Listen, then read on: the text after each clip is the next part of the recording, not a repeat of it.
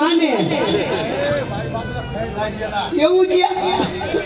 એવું નો કે આપણે ભાઈ કહેવાય કા નમસ્તે નમસ્તે જય શ્રી કૃષ્ણ જય ગોપાલ જય ગોપાલ શા માટે બોલાવ્યા બોલાવાનું કારણ એ છે નાચ ની યારે સંગીત એમ સંગીત ને સંગીત